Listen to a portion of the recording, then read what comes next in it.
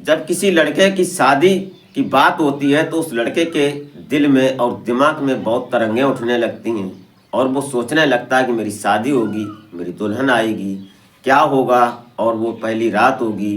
कई एक सपने होते हैं उसके अंदर।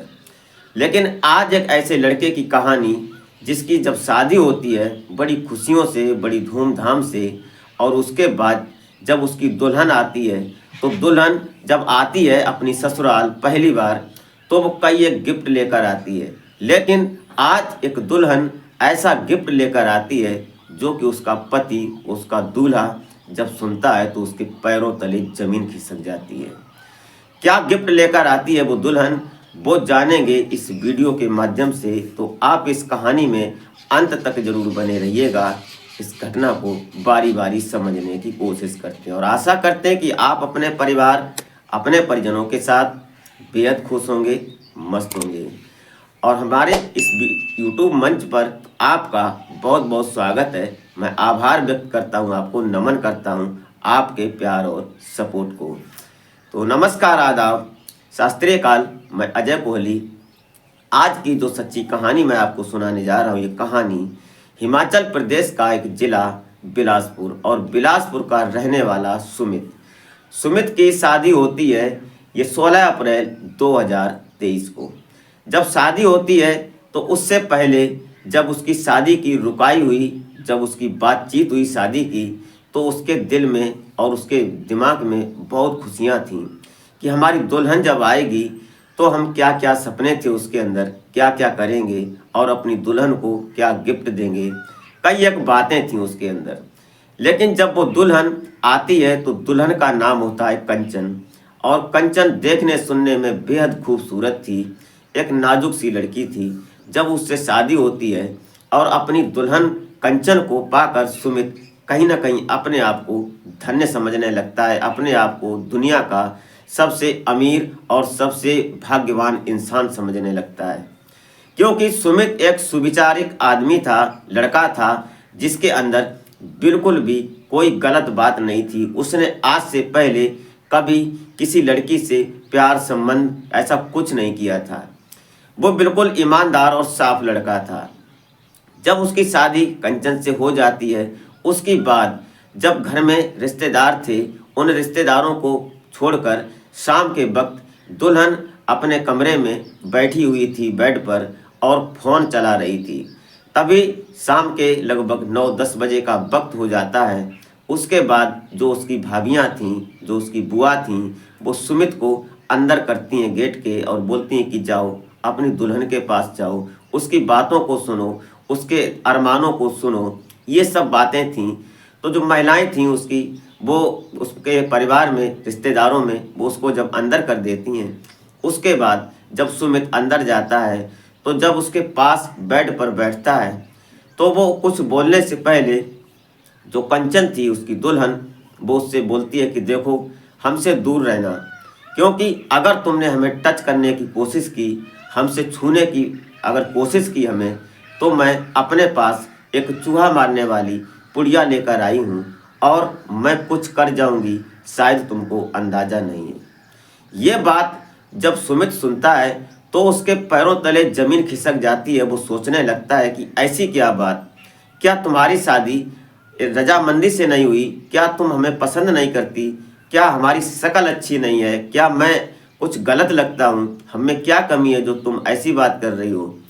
बोलती है कि कुछ भी नहीं, आप सही हैं, लेकिन मैं गलत हूँ। हमने कुछ गलतियाँ की हैं, उन गलतियों की वजह से आप मुझे छूना मत, मैं तुम्हें छूने लायक नहीं हूँ। यह बात सुनकर सुमित कहीं ना कहीं डर सा जाता है। वो सोचने लगता है कि कैसी बातें कर रही हो कंचन। वो बोलता है कि बात क्या है, वो मुझे ईमानदारी से बताओ, सच्ची बात जो हो वो बताओ मुझे। लेकिन वो बोलती है कि मैं अगर तुम्हें बताऊंगी तो कहीं तुम मुझे मारो पीटोगे तो नहीं, मुझे छोड़ तो नहीं दोगे, या मुझे मेरे साथ कुछ ऐसा तो नहीं करोगे जो गलत हो जाए। वो विश्वास दिलाता है सुमित और बोलता है कि तुम बिल्कुल विश्वास करो हमसे, और जो भी बात होगी मैं उसको बड़े सम्मान के साथ तुम्हारी बात को स्वीकार करूँगा। लेकिन बात बताओ, ऐसी बात क्या है जो तुम मुझसे दूर रहने के लिए बोल रही हो? मैं तुम्हारी मर्जी के बिना हाथ भी नहीं लगाऊंगा, जब तुम्हारी मर्जी होगी तब मैं तुमको छूऊंगा। ये बात सुनकर उसने ऐसा वचनबद्ध कर दिया सुमित को, और उसके बाद सुमित से वो सारी बात बताती है। दरअसल बात क्या थी, जो ये कंचन थी, ये जब शादी होने के लगभग 1 साल पहले जब ये पढ़ रही थी, तब इसका एक रिश्तेदार का लड़का होता है जिसका नाम अमन था, और अमन इसके यहाँ आया जाया करता था, और अमन से कंचन का प्रेम संबंध चल जाता है, और लगभग 1 साल तक इसका प्रेम संपर्क रहता है, और ये दोनों फिजिकल होते थे। तभी ये जो कंचन होती है ये 2 महीने की प्रेग्नेंट हो जाती है। और उसके बाद जब एक दिन ऐसी बात आती है शादी की, इसके परिवार में कंचन के माता पिता और भाई जब शादी की चर्चा करते हैं घर में, तो कंचन के कानों में जब ये आवाज़ जाती है, तो एक दिन कंचन ने अपनी मम्मी को ये बताया कि मैं शादी अमन से करूँगी, नहीं तो मैं शादी नहीं करूँगी। ये बात जब कंचन की माँ ने अपने उसके पिता को बताई, तो कहीं ना कहीं उसके पिता ने बहुत डांट फटकार लगाई, क्योंकि वो इज्जतदार इंसान थे। अगर लड़की कोई ऐसा काम करती है तो पिता की शान पर दाग लग जाता है। इसलिए उन्होंने बहुत डांटा फटकारा कि ये सब गलत है। चलो जो भी है कोई बात नहीं, घर की बात थी, घर में ही दबा दी, और फिर फटाफट एक लड़का ढूंढा गया, और जो लड़का अमन था, सुमित था, सुमित से उसकी शादी करवा दी गई। ये बात उसने बताई, और 2 महीने पहले जब इनके ये फिजिकल तो होते थे, जब मिलते थे ये, तो ये आपस में संबंध बना लिया करते थे, और उसी की बदौलत ये जो कंचन थी ये 2 महीने की प्रेग्नेंट हो जाती। ये बात जब कंचन अपने पति सुमित को बताती है उस सुहागरात की सेज पर, तो कहीं ना कहीं सुमित के अरमानों पर मानो तेजाब फैल जाता है, उसके अरमानों में आग लग जाती है। वो सोचने लगता है कि मैं क्या करूं। अब उसके पास सोचने समझने की शक्ति खत्म हो जाती है। वो एक बेसुध सा बैठा बुत सा उस बेड पर कुछ न सोच रहा था न कुछ बोल रहा था। उसके पैरों तले जमीन खिसक चुकी थी। वो सोच रहा था कि मैं क्या करूं और क्या कहूं इससे। उसके बाद जब कंचन बोलती है कि बताओ मैं क्या करूं, तो वो कुछ जवाब नहीं दे पाता है। उसके बाद कुछ देर रुकने के बाद वो बोलता है कि चलो कोई बात नहीं, तुम्हारी जैसी मर्जी थी वो तुमने किया, अब तुम बताओ मैं क्या करूं। तो कंचन बोलती है कि मैं अमन के बिना जिंदा नहीं रह सकती। उसने कहा कि कोई बात नहीं, तुमने हमें तो कंफ्यूज कर ही दिया, उसको मत करो, अमन को फ़ोन लगाओ। उस रात वो 10 बार फ़ोन लगाती है कंचन, लेकिन उधर अमन फ़ोन रिसीव नहीं करता है।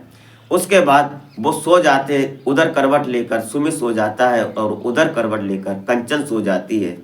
सुबह उठते हैं और जैसे सब होता है वैसे ही सब चल रहा था। जो बुआ और भाभी थीं वो अंदर जाती हैं खुशी के मारे, और उस बेड शीट को उठाती हैं। कई एक रस्में होती हैं वो सब देखते हैं। जो बाहर बुआ बैठी थी, बड़ी भाभी थी, वो बोलती हैं कैसी रही रात, और कई एक मजाक और ये सब चलता है रिश्तेदारों के बीच में। तो सुमित शर्मा कर मुंह नीचे करके और निकल लेता है, बोलता है सही था सब। वो किसी को कोई बात नहीं बताता है। लेकिन धीरे धीरे 2-4 दिन गुजरते हैं, 10 दिन गुजरते हैं, ऐसे करके समान हिसाब से सब चल रहा था। जैसे नई दुल्हनें होती हैं घर में, उसी प्रकार से सब चल रहा था। किसी को कानों कान ये खबर नहीं थी कि ये दोनों पति पत्नी एक दूसरे से अलग सोते हैं, एक दूसरे की तरफ पीठ करके सोते हैं। ये बात किसी को भी महसूस नहीं होने दी दोनों ने। जब वो दोबारा फ़ोन उससे करती है, वो सुमित फ़ोन करवाता है कि अमन से फ़ोन करो, लेकिन अमन फ़ोन नहीं उठाता है। एक बार जब वो फ़ोन उठाता है तो जब उधर से बोलता है कि मैं इसलिए फ़ोन नहीं उठा रहा था कि पता नहीं तुम्हारा पति होगा सामने, इसलिए तुम फ़ोन कर रही हो, तुम्हारा पति तुमको डांटेगा, क्या बोलेगा, इसलिए हमने फ़ोन तुम्हारा नहीं रिसीव किया। कोई बात नहीं। इधर सुमित बोलता है कि यार अमन, तू ऐसे फ़ोन क्यों नहीं उठाया, तूने तू एक बार बात तो करता। बस इतना सुनते ही अमन ने फ़ोन कट कर दिया। दोबारा वो फ़ोन कई बार करके रह गई, लेकिन फ़ोन नहीं उठाया। जब लास्ट में सोने के लिए हुए तब कंचन ने फ़ोन फिर लगाया उसको। तो जब फ़ोन उठाता है उधर अमन, तो पहले एक बार यही बोलती है कंचन कि देखो फ़ोन मत काटना, बात सुनो पूरी। अब सुमित उससे बात करता है, और सुमित की बात सुनकर वो कहीं ना कहीं अमन परेशान हो जाता है कि ऐसा इंसान होगा कैसे। क्योंकि वो बोलता है कि अगर तुझे प्यार करना था तूने किसी लड़की को माँ बनाकर छोड़ दिया और तू उसके साथ भी नहीं, तू उसका फ़ोन भी नहीं रिसीव कर रहा है। ऐसा कैसा तेरा प्यार है? मैं तेरे प्यार को तेरे हवाले करना चाहता हूँ। तू कैसे मिलेगा, क्या होगा वो तू बता मुझे। लेकिन तभी 2 महीने एक और गुजरता है। उसके बाद कंचन की तबीयत बिगड़ती है और उसको हॉस्पिटल ले जाना होता है। उसको उल्टी वगैरह हो रही थी। तो घर में जो और महिलाएं थीं वो बोलती हैं कि गुड न्यूज़ है, इसलिए इसको दिखा दो। तो वो बाइक पर बैठाता है और जब डॉक्टर के पास ले जाता है, उसका टेस्ट वगैरह होता है। उसके बाद इधर जब ये घर से निकला था तो अमन को इसने फ़ोन किया, सुमित ने, कि मैं फला डॉक्टर के पास जा रहा हूँ और आ जाना वहाँ, आज मौका है, घर से निकला हूँ और तू अपनी कंचन से मिल ले आकर। जब वो वहाँ मिलने के लिए आ जाता है, उसके बाद दोनों मिलते हैं, बात करते हैं। लेकिन कंचन अमन से कई एक बातें करती है और अमन भी कंचन से कई एक बातें करता है। सुमित अपनी दूसरी सीट पर बैठकर सुन रहा होता है, उसको कोई मतलब नहीं। जबकि वो लीगल उसकी पत्नी थी और वो उसकी प्रेमिका थी। प्रेमिका को प्रेमी के पास छोड़कर, कुल मिलाकर अपनी पत्नी को उसके प्रेमी के साथ छोड़कर अपन दूर बैठा सुन रहा था सारी बातें। डॉक्टरी होती है, वो दवाई वगैरह देते हैं, अल्ट्रासाउंड होता है। उसके बाद अमन वहाँ से निकल लेता है और जो सुमित था वो उसको लेकर अपने घर आ जाता है।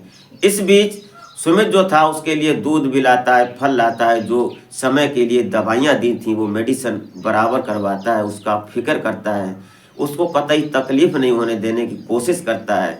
ये सब चल रहा था। उसको प्यार से सजा संभालता है, उसको कई मोटा काम नहीं करने देता है। घर में कोई ऐसा काम ना हो जाए उसके साथ जो दिक्कत हो जाए।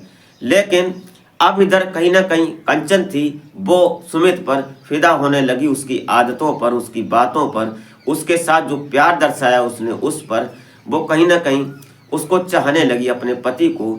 लेकिन इधर कंचन जब सुमित उसे अमन से फ़ोन करती तो अमन को उसने एक दिन बताया कि तुम वहाँ से चले आए, हमें देखने हम डॉक्टर के पास गए थे, कहीं शॉपिंग करने नहीं गए थे, नहीं किसी इनविटेशन में गए थे।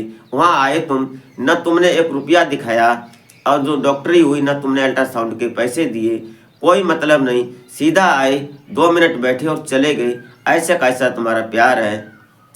ये बात सुनकर जो उधर अमन होता है, अमन बोलता है कि तुम अपने प्रेमी के साथ बड़ा खुश हो, तुम्हारा पति जो है वो तुम्हें बहुत प्यार करता है, तुम भी उसको प्यार करती हो। ऐसी इन बातों को सुनकर कहीं ना कहीं अमन और कंचन के बीच में तड़प जड़प होने लगती है और फोन पर दोनों एक दूसरे से गलत होने लगते हैं, एक दूसरे की बातों को कटाक्ष करने लगते हैं। ये बात कहीं ना कहीं जो सुमित था, सुमित भी सुनता है। धीरे धीरे दोनों में नज़दीकियाँ दूरियों में बदलने लगती हैं और इधर सुमित जो था वो उसका पति था, लेकिन वो बिल्कुल सही और लीगल तरीके से ही उसके साथ बेड पर सोता था, अलग अलग दिशाओं में सिर करके, मुंह करके। ये सब चल रहा था। एक दिन अचानक जो कंचन थी उसके शरीर से उसको दिक्कत हो जाती है, जो उसकी प्रेगनेंसी थी वो खराब होने लगती है, जब ब्लीडिंग होने लगती है, अचानक क्या हो जाता है तो सुमित डर जाता है। वो तुरंत उसको उठाता है, बाइक पर बैठाता है और सीधा हॉस्पिटल ले जाता है। वहाँ जाकर जब डॉक्टर उसको देखते हैं तो बोलते हैं कि इसका बच्चा खराब हो गया है, इसकी सफाई करवानी होगी। ये सब होता है, वो डॉक्टरी करवाता है। वो तुरंत सुमित बोल देता है जैसे भी हो इसको बचाओ और इसकी दवाई जो भी करना है वो करो, पैसा हम देंगे। लेकिन इसी समय सुमित अमन को फ़ोन करता है कि देख ले आकर, कंचन की तबीयत ज़्यादा खराब है और तू आ जा एक बार। लेकिन अमन आता नहीं है। वो कई एक बार फ़ोन करता है, लगभग 2 दिन तक बेड पर रहती है कंचन। और इधर सुमित के परिवार के जो भाभी और ताई माँ, ये सब जो परिवार की महिलाएं थीं वो भी जाती हैं। जब वहाँ देखती हैं कि ये सब क्या हो गया, कोई बात नहीं। उसके बाद लेकिन अमन उसके पास नहीं आता है। ये बात कहीं ना कहीं कंचन के दिल में घर कर जाती है। कंचन को जब छुट्टी करवा कर वो घर लाता है, उसकी दवाई, उसको दूध फल वगैरह जो खाने का प्रोटीन ये सब देता है और उसकी फिक्र करता है, उसके माथे को सहलाता है, उसके बालों को सहलाता है, उसके पैरों को भी दाबता है। ये बात कहीं ना कहीं कंचन महसूस कर रही थी। उसके बाद जब वो ठीक हो जाती है, ठीक होने के लगभग 10-15 दिन के बाद उसके घर वाले, कंचन के माता पिता जब आते हैं, उनको खबर दी जाती है। वो बोलते हैं कि अब ऐसा करो, बेटी को घर भेज दो, 2-4 दिन रहेगी उसका दिमाग बदलेगा और जो कुछ बातें हैं उसकी मतलब काम नहीं करेगी, आराम कर लेगी। तो इधर सुमित ने भी कहा कि यहाँ भी कुछ काम नहीं करने देते हैं, लेकिन आपकी मर्जी, आप ले जाओ। उसको भेज देते हैं हंसी खुशी के साथ। और जब लगभग अपने मायके में रहते हुए कंचन को 10 दिन हो जाते हैं, न सुमित फ़ोन करता है न कंचन फ़ोन करती है। उस बीच जब 11वें दिन सुमित फ़ोन करता है तो बोलता है कि तुमने फ़ोन भी नहीं किया, क्या बात हुई तुम्हारी, तुम वहाँ जा रही हो, तैयारियाँ बना ली, मुझे एक बार बता तो देना कि मैं तुम्हारी पत्नी हूँ और मैं जा रही हूँ उसके साथ, इतना तो कर देना हमारे ऊपर एहसान। ये बात सुनकर कहीं ना कहीं कंचन फ़ोन पर दहाड़े मारकर रोने लगती है और बोलती है कि तुम क्या कर रही हो अभी। उसने कहा मैं कुछ नहीं, तुम्हारी यादों में बैठा हूँ। तुम्हारी जो ड्रेसिंग टेबल है जहाँ पर तुम सजती संवरती थी, उसमें एक रैक लगी हुई है, उसमें चूड़ियाँ हैं। उन चूड़ियों को जब मैं देखता हूँ तो मेरे शरीर के रोंगटे खड़े हो जाते हैं कि हमारी दुल्हन यहाँ सजती थी, यहाँ मांग भरती थी, यहाँ हार पहनती थी। ये सब देखकर मैं यहीं बैठा बैठा देख रहा हूँ। जब वो वीडियो कॉल करता है उसके बाद कहीं ना कहीं कंचन रोने लगती है और बोलती है कि तुम जैसे बैठे हो वैसे उठो और हमारे पास आ जाओ, नहीं तो तुम कंचन को पाओगे नहीं। सुमित भी रोने लगता है। उसके बाद सुमित अपनी बाइक उठाता है, लगभग 25 किलोमीटर की दूरी होती है दोनों की, ससुराल और मायके में। वो वहाँ से तुरंत कंचन के घर पहुँचता है, वहाँ जाकर उससे मिलता है। तो आज पहली बार कंचन और सुमित एक दूसरे को गले से लिपट कर रोने लगते हैं और कम से कम 5 मिनट तक दोनों ऐसे ही लिपटे रहते हैं। जबकि कंचन के माता पिता भी वहीं थे, उसके भैया भाभी भी वहीं थे, लेकिन आज उसने सारी शर्म खो दी थी। जब वहाँ से मिलन खत्म होता है उसके बाद दोनों बैठ जाते हैं और फिर इनके परिवार वाले दूर हो जाते हैं। आज कंचन उससे बोलती है कि मुझे माफ़ कर दो, तुम्हारे जैसा पति शायद इस दुनिया में किसी को नहीं मिला होगा, लेकिन मुझे माफ़ कर दो। मेरे साथ जो मर्जी आए वो करना, मुझे अपनी दासी बनाकर रखना, लेकिन मैं तुम्हारे बिना नहीं रह सकती। सुमित कंचन को दूसरे दिन वहाँ से लेकर आता है और लाने के बाद पति पत्नी के रूप में दोनों समाहित हो जाते हैं। दोनों अपने साथ एक साथ बेड पर जैसे पति पत्नी को रहना चाहिए वैसे हो जाते हैं और फिर दोनों बड़ा खुश हो जाते हैं। इधर कंचन जो थी अमन के लिए बिल्कुल अपने दिल से उसको निकाल चुकी थी। अमन की बात सुनना वो ऐसे नफरत करने लगी थी जैसे कि जहर हो। सुमित अमन की बात बिल्कुल नहीं करता और दोनों बड़ा खुश हैं अपनी ज़िंदगी में। दोस्तों ये रही कहानी और दोनों की ज़िंदगी बड़ी एंजॉय है। आप इस कहानी को सुनने के बाद क्या सोचते हैं वो कमेंट बॉक्स में ज़रूर बताएं।